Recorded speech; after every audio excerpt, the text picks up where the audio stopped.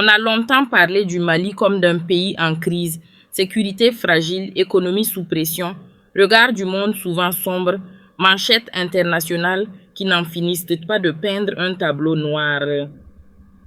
Mais aujourd'hui, depuis Bamako, une autre histoire est en train de s'écrire. Une histoire de chantiers colossaux, de milliards investis et d'une ambition nationale qui ne demande qu'à éclater au grand jour. Une ambition que beaucoup ont sous-estimée. Une ambition que les chiffres, eux, ne mentent pas. 2026. Ce n'est pas une date ordinaire pour ce pays sahélien.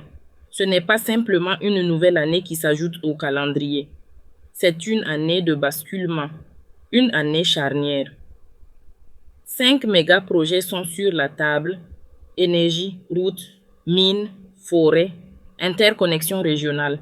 Et ensemble, ils dessinent le visage d'un Mali que beaucoup n'ont pas encore vu venir. Un Mali qui attaque de front ses faiblesses historiques.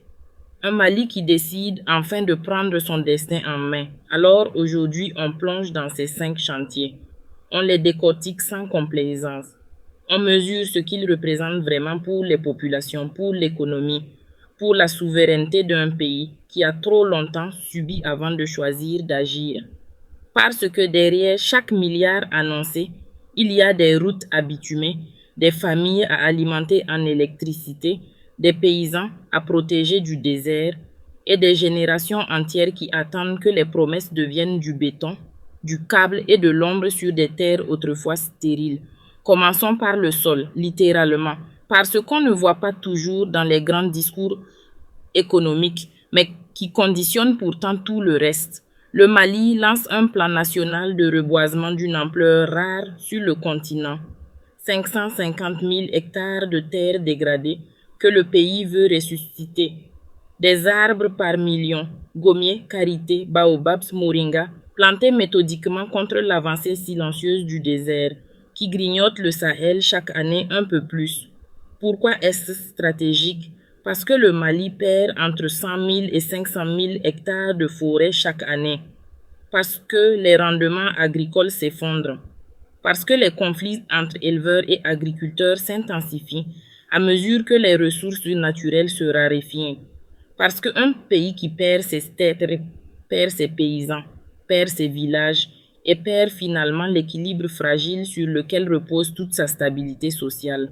Ce reboisement, c'est bien plus qu'un projet environnemental. C'est une ligne de défense pour toute une civilisation agricole. C'est la protection des sols qui nourrissent des millions de familles. Ce sont des emplois verts par milliers, pépiniéristes, planteurs, surveillants forestiers, dans des zones rurales qui en ont désespérément besoin.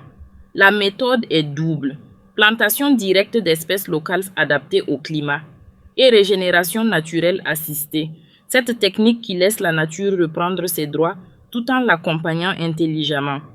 Des campagnes nationales annuelles produisent déjà des millions de plants.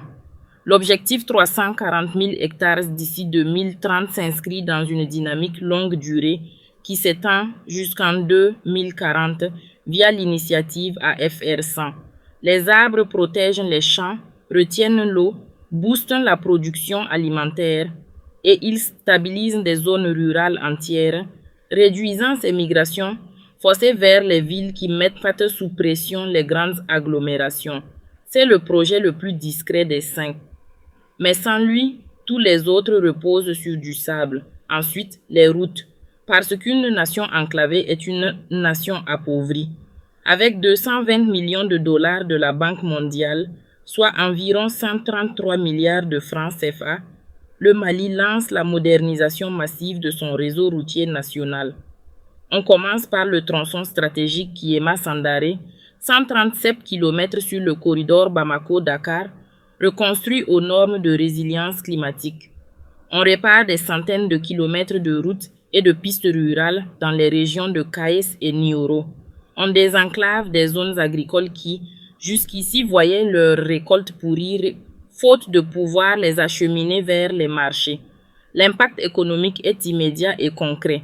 Les coûts logistiques chutent. Les temps de trajet sont divisés. Le carburant est économisé. L'usure des véhicules diminue. Et surtout, l'accès aux ports régionaux du Sénégal et de la Côte d'Ivoire devient fluide, transformant le commerce extérieur malien. Plus d'1 million d'habitants vivant à moins de 150 km de ces axes vont voir leur quotidien changer. Les femmes et les jeunes filles, premières bénéficiaires indirectes, verront leur mobilité augmenter, leurs opportunités s'élargir, leur accès à l'éducation et à la santé se renforcer. Mais une route sans électricité stable ne suffit pas. Une route vers une ville plongée dans les délestages ne fait qu'acheminer la frustration plus vite. C'est pourquoi ce deuxième projet n'a de sens complet qu'en lien avec les suivants.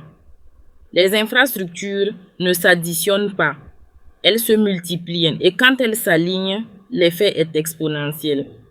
Puis vient l'or, le pilier économique absolu du Mali. Ce métal jaune qui représente entre 70 et 80% des exportations nationales. Le Mali figure parmi les 3 ou 4 plus grands producteurs africains derrière l'Afrique du Sud et le Ghana. Mais 2025 a été une année difficile. La production industrielle a chuté à environ 42 tonnes, une baisse de 23%, plombée par les tensions avec Barrick Gold, la mine Loulo-Gounkoto sous administration provisoire, des règles plus strictes et des défis logistiques réels. Le gouvernement mise désormais sur une reprise forte en 2026, armé d'un nouveau code minier adopté en 2023 et pleinement appliqué depuis 2024. Ce code change les règles du jeu. La part de l'État monte jusqu'à 35%. Le contenu local est renforcé. La modernisation des sites est exigée. Les contrats sont renégociés sur des bases plus favorables à l'intérêt national. Fekola, Loulo, d'autres complexes miniers visent des objectifs de production ambitieux pour 2026. Et dans l'ombre de l'or, quelque chose de plus discret, mais peut-être plus puissant encore, le lithium. La mine de Goulamina positionne le Mali comme futur acteur incontournable de la transition énergétique mondiale. Le lithium, c'est le carburant des batteries électriques. C'est la ressource que l'Europe, la Chine et les États-Unis s'arrachent. Et le Mali en est assis dessus. Le défi est réel. La dépendance excessive aux matières premières rend toujours vulnérable au choc des prix mondiaux. L'impact environnemental doit être géré avec rigueur. Et les revenus miniers doivent être redistribués de manière transparente pour éviter la malédiction des ressources, ce piège dans lequel tant de pays africains sont tombés avant lui. Mais avec les bons outils juridiques et la volonté politique affichée, le Mali a les cartes en main. Pour que les mines tournent, pour que les routes servent, pour que les villes se développent, il faut de l'énergie. Et c'est là que le projet d'interconnexion électrique Guinée-Mali à 225 kV entre pleinement en scène. Un chantier régional majeur soutenu par le Fonds africain de développement, cofinancé par l'Union européenne, la Banque mondiale, la BEI et la BID. Près de 370 millions de dollars côté guinéen. Des travaux qui s'étendent de janvier 2026 à décembre 2028. L'objectif est limpide. Combler le déficit énergétique chronique du Mali, réduire drastiquement les coupures qui paralysent l'économie, surtout en saison sèche,